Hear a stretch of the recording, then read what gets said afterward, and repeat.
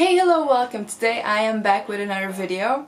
Since it's almost Valentine's Day and I think Valentine's Day is the time to spend a little more time together. A lot of people want to get romantic, cozy, so I thought it would be a very good idea to pick out some games from my collection that I think would match the vibe. The games I picked out are not necessarily two-player games, but they are games that we play with two players in this household. The first one is a two-player game and it might be one of the more classic and popular two-player games. It's Patchwork. Now in Patchwork, each player gets a quilt and you collect pieces to place on that quilt during the game. The player that can fill up the quilt as best as possible is obviously the winner. This is a really fun, quick game. It's a really popular game. It's easy to get into if you're a starting player.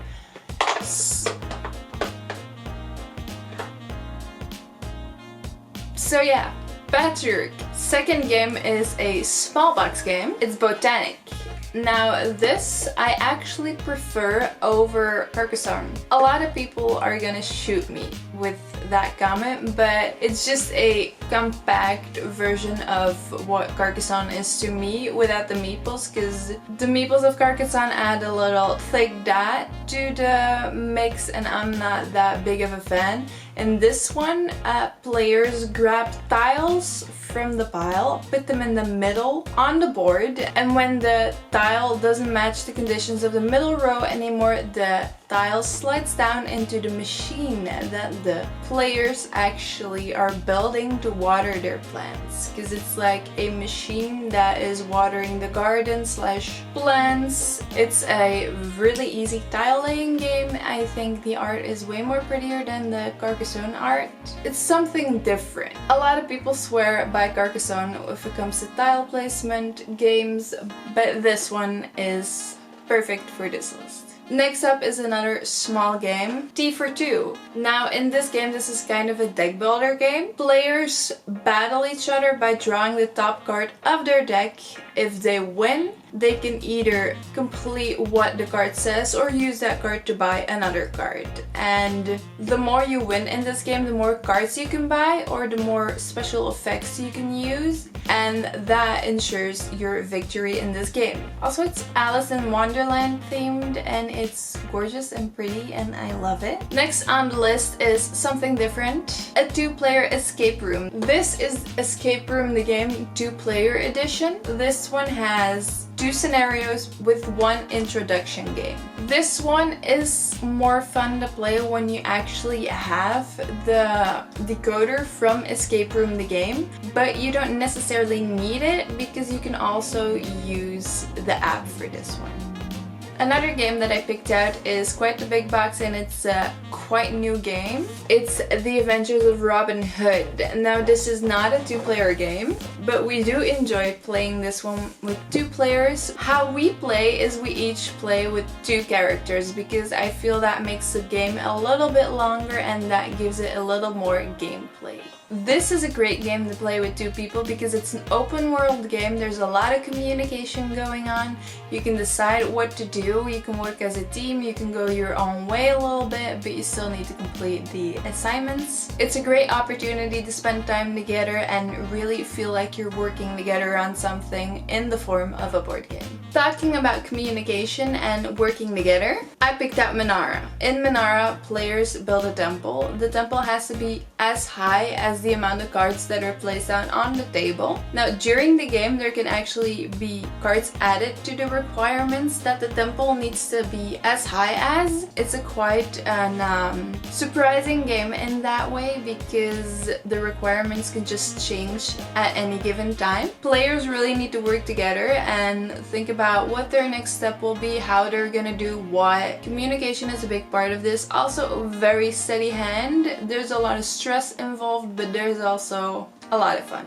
As the next game, I picked out Silencio. Silencio is a card game that reminds me of the mind. Players have to place the right cards down in the right column at the right time, but you don't know what the other person has. and you can also not talk during this game. So it's a very good opportunity to try and get to know your partner without actually speaking. So you have to get on the same level as them. Now, if we're talking about getting on the same level as our partner, I think Wavelength is a great game to do so. Wavelength is actually a party game, but it's also playable with 2 players. There's different rules for that, but I feel it's a great game to play with 2 players because you really have to get into the mind of the other person. Player number 1 draws a card which has 2 sides to it.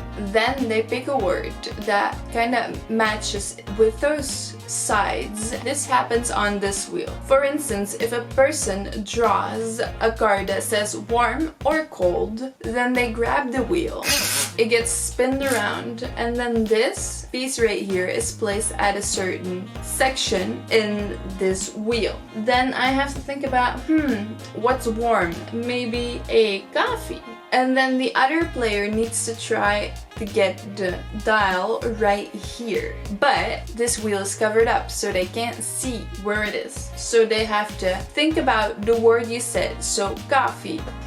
There's iced coffee, which can be completely cold or really, really warm coffee. So then it's up to the player to decide where this goes. Next game I picked out is also not necessarily a 2-player game, but I really enjoy it because, again, it's a lot of communication, it's working together to get to a certain goal. Slight Quest has levers on each side of the board game, and those levers actually are gonna tilt the board itself, and on the board there's a small knight, and the knight is gonna make it from point A to point B, for instance, but there are holes in the board and the knight can fall in them, or we can push other things in the holes that are not meant to go in the holes. And if that happens, we lose a life. If you're at the end of your lives, you lose the game. And last but not least, I have chosen Micro Macro Crime City. Now, this one is really fun, and there's even a second one,